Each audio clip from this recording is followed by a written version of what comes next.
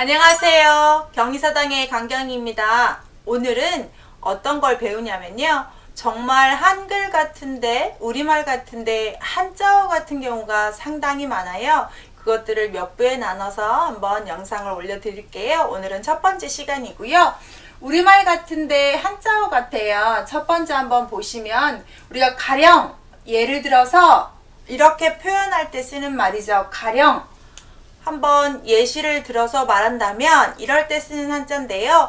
한글같이 많이 쓰는 우리말입니다. 그래서 가짜는 거짓가, 령자는 하여금령. 자, 거짓말로 한번 해본다면 내가 한번 예시를 들어본다면 이런 뜻으로 쓰는 단어예요. 어때요? 한글 같은데 한자로 해석하니까 더 쉽게 다가오시나요? 더 어렵나요? 우리말은 중국에서 왔다고 하지만 중국에서 온 것을 한국화해서 우리 단어의 70% 이상을 한자를 언어로 사용하고 있기 때문에 한자는 꼭 배워야 되는 학습의 필수 과목이라고 생각합니다. 자, 가령까지 보셨고요. 두 번째, 금방이라는 말도 자, 이제금자의 모방 바야흐로 방자예요. 지금 어느 방향, 지금 현재의 방향, 지금 내가 있는 곳이라는 뜻이어서 금방, 내가 했던 방향, 현재라는 뜻이어서 금방도 한글 같지만 한자로 바꿀 수 있는 우리말이고요. 세 번째, 급기야. 보세요. 근데 급기야 얘까지 한자가 되는데 급기야라는 말은 어느 목적지에 도달해서야 라는 뜻이기 때문에 급자가 어디에 미칠 급, 극이 어조사 야자입니다. 이 기자와 야자는 굳이 해석하지 않아도 되는데 미칠 급자를 써서 어느 목적지에 도달하여서야 그곳에 지시대명사 어느 것을 딱 지정한 그곳에 내가 도착해서 급기야 그곳까지 그곳에 다다라서 라는 말로 급기야도 우리의 부사어처럼 쓰고 있지만 한자가 정확히 있다는 거 한번 알아두시면 어떨까요? 네 번째, 도대체. 오늘의 제일 하이라이트인데요. 도대체라는 말 많이 쓰시죠? 도대체 너는 뭐 하는 거니? 도대체 나는 알 수가 없어. 이렇게 쓰는 말인데요. 도자를 빼고 생각하시면 대체라는 말은 우리가 대체적으로 라는 말은 많이 쓰시죠? 어떤 것들을 통으로 대체로 봤을 때 하는 크게 일반적으로 보는 걸 대체라고 하는데 앞에 도라는 말은 우리가 도매급 할 때처럼 모두 도라는 뜻이 있어요. 그래서 대체도 큰 말이고 도자도 강조하기 위해서 내가 크게 뭉뚱그려서 일반적으로 본다는 말을 도대체라고 표현하고 있는 한자라고 해요. 얘랑 좀 비슷한 말처럼 세자가 있는 우리가 도저히 나는 못하겠어 이런 말도 쓰는데 도저히도 한자입니다. 이를 도자에 미자에 희자는 우리의 전미사 한글을 써서 도저히 이렇게 쓰는 말인데요. 정리를 하시면 도대체는 내가 일반적으로 어떤 것들을 뭉뚱들여서 강조할 때 전혀 알 수 없었다, 알 수가 없다, 예상할 수 없다 할 때 쓰는 말로 도대체 쓰는 거고요. 대체에 수식어 하나 붙인 것처럼 외우시면 얘도 한자였구나 라고 이해하실 수 있지 않을까 싶습니다. 다섯 번째, 만약이라는 말도 보세요. 만약에 내가 커서 그랬다면 우리가 영어로 if는 많이 들어보지만 한자로 이렇게 쓴지는 잘 볼 기회가 없지요. 한자 볼까요? 일만만자의 만약약자예요. 내가 만번에 한 번 정도는 이라해서 만약, 만일 할 때 쓰는 거죠. 만약약, 내가 어떤 비교하고, 만약에 한번 유추해 본다면 만번에 한 번 정도는 그렇게 생각해 볼 수 있지 않을까라고 할 때 쓰는 만약이라는 한자도 있다는 거. 자, 오늘은 우리말 같은데 한자가 정말 한자가 존재하는 단어를 좀 보고 계세요. 가령, 금방, 급기야, 도대체, 만약. 이렇게 배우셨고요. 그러면 여섯 번째 한번 볼까요? 물론이라는 말도 우리가 논의할 가치 없이 라는 말로 쓰는 한자인데 논의할 논자에 말물을 써서 논의할 가치 없이 논의할 것도 없이 물론 당연히 그렇게 되겠지 라고 쓸 수 있는 말이고요. 한자를 해석하면 훨씬 좀 편할 수 있습니다. 일곱 번째, 우리 미안해, 죄송합니다. 이 한자도 한자가 되겠어요. 정말 많이 쓰는 단어지요. 한자 볼까요? 미안합니다 할 때 안일미자에 편안할 안자예요. 무슨 뜻으로 해석하면 되겠어요? 자, 그렇죠. 아, 나 편안하지 않습니까? 상대방에게 제가 편안하게 해드리지 못해서 죄송합니다. 불편함을 줄여서 실례했습니다. 라는 말이죠. 그래서 편안함을 주지 않는 것. 편안하지 않는 상태, 서로 상대방과 내가 다 편안하지 않음이라는 뜻이 미안이고요.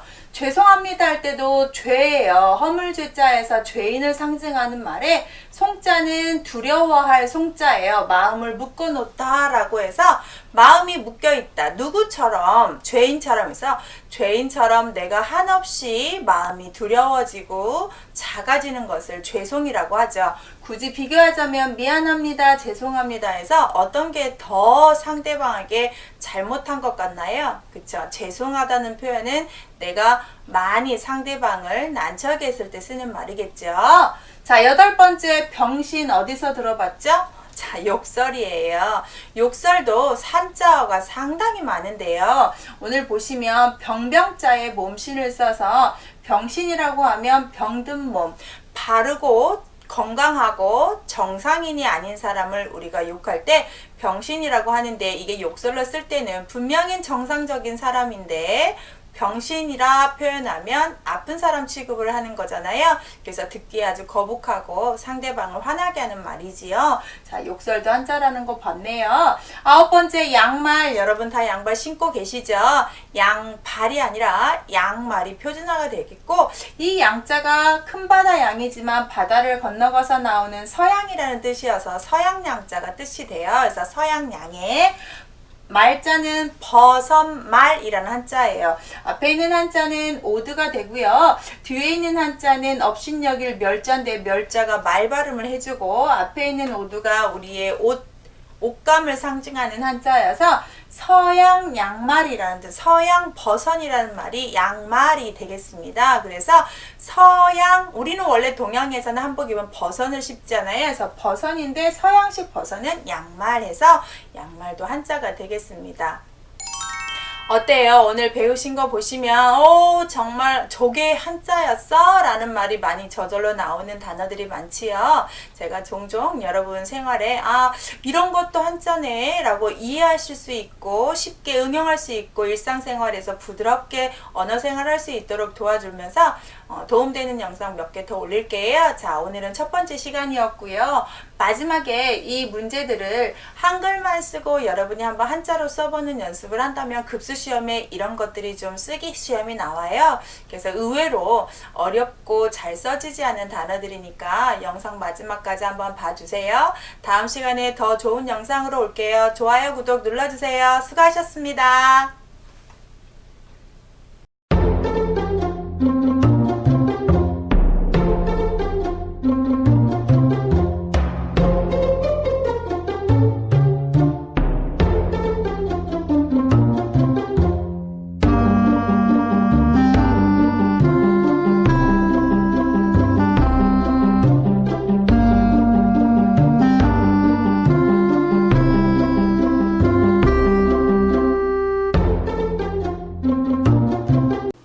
안녕하세요. 경희서당의 강경입니다.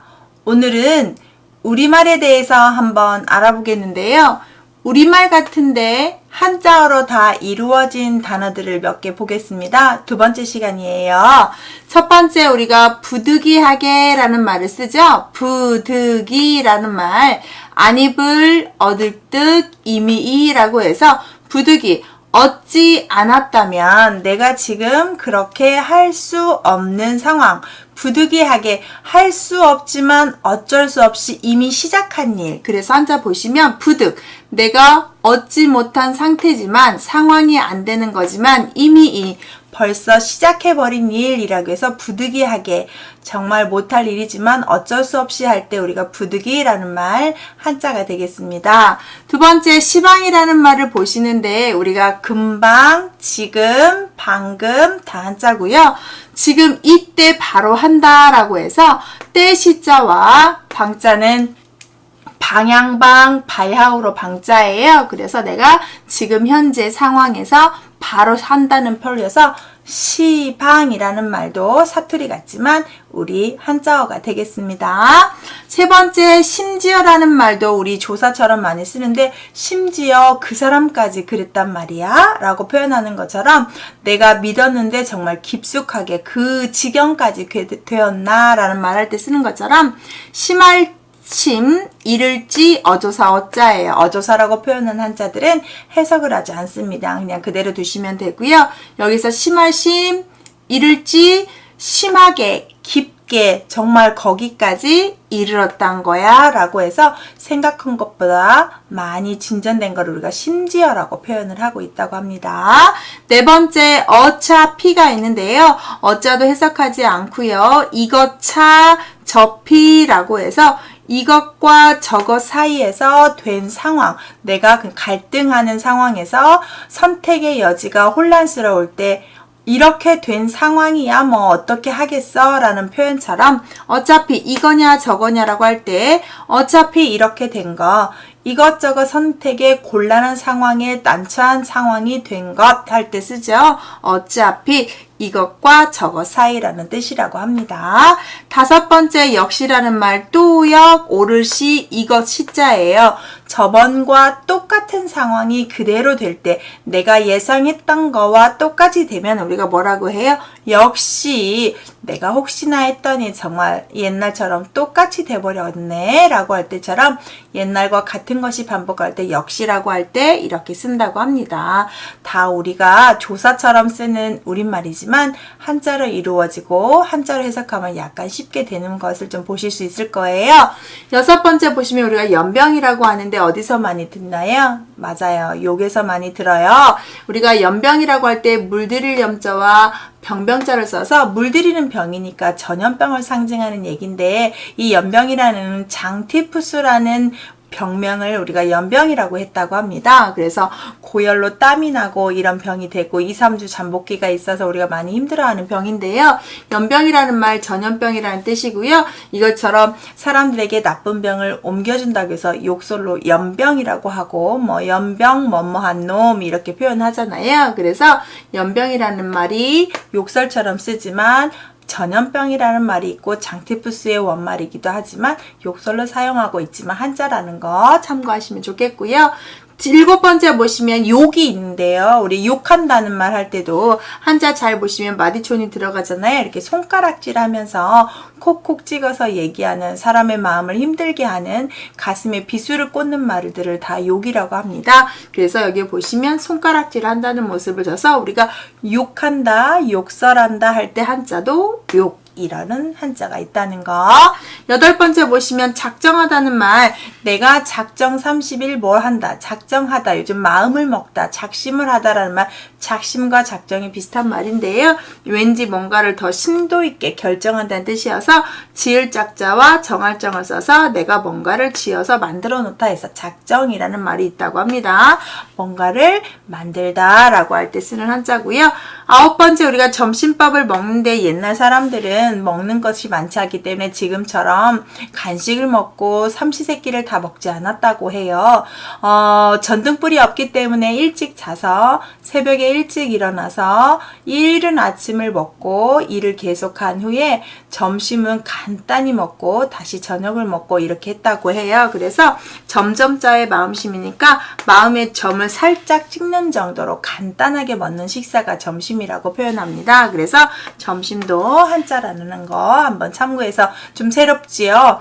우리가 일상생활에서 쓰는 말들이 다 이렇게 한자로 되어 있진 않아요. 100%는. 그렇지만 한자로 되어 있는 것들이 상당히 많아서 그런 것들을 좀 유념히 보고 한자 공부를 하다 보면 쉽게 단어를 이해할 수 있지 않나 싶어서 이런 영상 만들어 봤어요. 다음 시간에 또 이렇게 우리말 같은 한자어 한번 더 보여드리겠습니다.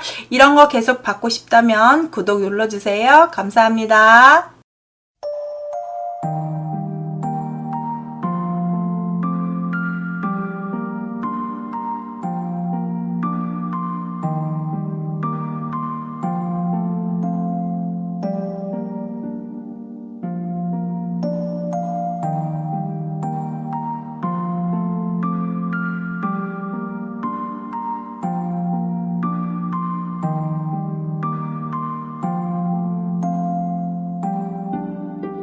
안녕하세요. 경희서당의 강경희입니다. 오늘은 우리말 같은 한자어들을 또 한번 보겠는데요. 세 번째 시간입니다. 한번 보시겠습니다. 첫 번째, 점점이라고 해서 우리가 뭔가가 계속 되어가는 것을 점점 그렇게 되다, 점점 심화되다, 점점 좋아졌다 이렇게 쓰는 우리 단어가 있는데 한글 같지만 한자어라고 합니다. 이거 한자 자체가 점점 점자예요. 점차점이라고 해서 물이 점점점 스며들어 있는 것처럼 뭔가가 상태가 계속 나아져가는 모습, 뭐가 더 계속 똑같은 형태로 진행되는 모습을 우리가 점점이라고 할 때 한자도 점차 점자를 두 개 써서 점점 이렇게 쓰고 있다고 합니다.